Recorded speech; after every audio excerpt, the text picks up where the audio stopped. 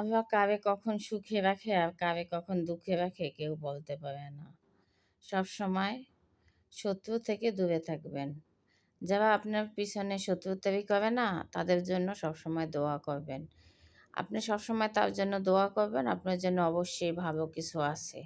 আর আপনার কাছের মানুষগুলো শত্রু হইবে, তার জন্য সবসময় বলবেন, "আল্লাহ হেদায়েত করো তাদের, ভালো রাখো।" হ্যালো এভরিওয়ান, আসসালামু আলাইকুম। সবাই কেমন আছেন? আপনাদের বোন তো ভালো আছে। আজকে মজাদার খাওন দেখেন, একবারই সালাদ বানাই নিছি শুকনো মরিচ দিয়া, ধইন্যা পাতা, সরিষার তেল দিয়ে। কি পরিমাণে যে মজা হইছে সালাদটা! সাথে ঝোলের তরকারি দিয়া রুটি, আর এই রুটিটা লাল আটার রুটি, এত পরিমাণে মজা। এটা আমার বোনের জামাই এই আটাগুলান কুষ্টিয়া থেকে নিয়ে আসছে, তাই আমাকে দিছে।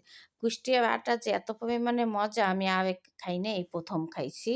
আর আমার কাছে এত ভালো লাগতেছে, আমরা অনেকগুলান রুটি খাইছি দিয়ে এই সবজি দিয়া। আর এত ভাল লাগছে, এইজন্য রাত্রেই, সকালে তো এত নাস্তা খাই না, ২ পিস ১ পিস রুটি খাই, এইজন্য রাত্রে খাইছি। এত পরিমাণে মজা হইছে, বেস্ট খাবার খাইছি অনেকদিন পরে। যাই হোক, আর এই সালাদের সাথে আর এই সবজিটা গেছে ভালো। খাইতে অনেক মজা লাগছে। সবাই কে, কে এরকম রাত্রে রুটি পছন্দ করেন? এই সবজি দিয়া, ঝোল সবজি আর সাথে সালাদ আর এই লাল আটার রুটি। আর এত পরিমাণে রুটিটা ভাজাও ভালো হইছে। যে ভাজছে মেশিনে রুটি ভাজা, যে ভাজছে ধৈর্য সহকারে ভাজছে, অনেক সুন্দর করে রুটিটি ভাজছে, খাইতে যে কি পরিমাণে মজা হইছে। আর লাল আটার রুটি যে এত মজা আমি কখনো আর খাই নাই, এই ১ম খাইছি। আর এই আটা কিন্তু কুষ্টিয়া থেকে নিয়ে আসছে আমার বোনের জামাই, এইজন্য এত পরিমাণে ভাল লাগছে এই আটার রুটিটা, বলার আর ভাষাই থাকে না। আমরা অনেকগুলান রুটি খাইছি অনেক মজা করে, আর সাথে সালাদ আর অনেক খাইছি আজকে।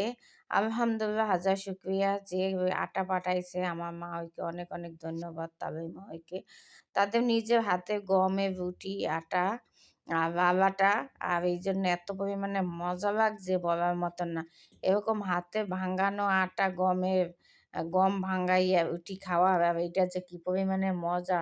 সাথে যদি এরকম মজার তরকারি থাকে আর সালাদ থাকে, সবাই কিন্তু একবার খাইয়ে দেখবেন। আর বোনের এই সালাদ দিয়ে রুটি দিয়ে খাইতে কিন্তু অনেক মজা লাগে। নান রুটিও ফেল গেছে। আজকে অনেকদিন পর একটা ভালো খাবার খাইছি, ভালো লাগছে। আর সবাই ভিডিওটা পুরা দেখবেন। ভিডিওটা দেখে সবাই লাইক, কমেন্ট করে পাশে থাকবেন। আর আমাদের জন্য সবসময় দোয়া করবেন। আপনাদের জন্য আমি অনেক দোয়া করি। আবার সবাইরে বলি যে, "আপনারা ভিডিওটা কেন একটু পুরাটা দেখেন না? একটু কমেন্ট, বেশি, বেশি একটু কমেন্ট করবেন।" কেন ভাইয়ারা, আপুরা? আপনাদের জন্য তো আমি সবসময় ভিডিও দেখি। আপনারা পুরা ভিডিওটা দেখবেন। একটু সাপোর্ট দেবেন। সাপোর্টে দেখবেন। অবশ্যই আপনি মানুষের ভালো কিছু করবেন। আপনার জন্য ভালো কিছু অপেক্ষা করতে আছে। বুঝছেন? আমি সবসময় এই চিন্তাটাই করি। আমি মানুষের জন্য ভালো কিছু করব। আমার জন্য সবসময় আল্লাহ পাক নিজে হাতে ভালো কিছু রাখবে। আমি সবসময় যে সৃষ্টিকর্তা তাকে বিশ্বাস করি। সে অবশ্যই আমার জন্য ভালো কিছু রাখছে। আমি সবসময় তার কাছে হাজার শুকরিয়া আদায় করি। যা কিছুই খাই তার উছিলা ছাড়া এই জায়গায় বইসা খাইতেও পারতাম না। সে যদি ইশারা না দিত অবশ্যই। তাই যে সৃষ্টি করছে তার কথা সবসময় স্মরণ করতে হইবে। আলহামদুলিল্লাহ।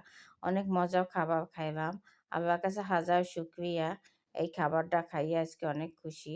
যাই হোক, এরকম মাঝে, মাঝে ভালো একটু খাবার না হোক, তারপর রুটিটা এত পরিমাণে যে মজা হইছে কোনোদিন তো ভাবতেও পারি নাই। এরকম হাতের রুটি বানানো, গম ভাঙ্গানো, আর এরকম এত মজার রুটি, একটা লাল আটা। খুবই লাল আটা তো আমরা খাইতে চাই না, কিন্তু লাল আটাটা যে এত পরিমাণে মজা হয়। যাই হোক, আর এই বাসায় যেরকম ছিলাম ওরকমই খাইতে আছি। ওই হয়নি, এইজন্য সাইড ক্যামেরা দিয়ে। যাই হোক, কি করব কন? কাপড়-চোপড়ও চেঞ্জ করা হয় না। সবসময় ভিডিও বানাইতে আর ভালো কিনা, সবাই ভালো থাকবেন। আমি তো ৩ টা ৪ টা রুটি খাইয়া ফেলাইছি। আর এত পরিমাণে মজা লাগছে। আর গরম, গরম রুটি খাইতে কিন্তু অনেক অসাধারণ। তো অনেক ভিডিওটা কিন্তু বড় হয়ে গেছে। সবাই ভালো থাকবেন, সুস্থ থাকবেন। সকল প্রিয় ভাই-বোনের জন্য আমার অন্তরের অন্তর থেকে দোয়া। প্রবাসী ভাইদের জন্য অনেক, অনেক দোয়া ও ভালোবাসা।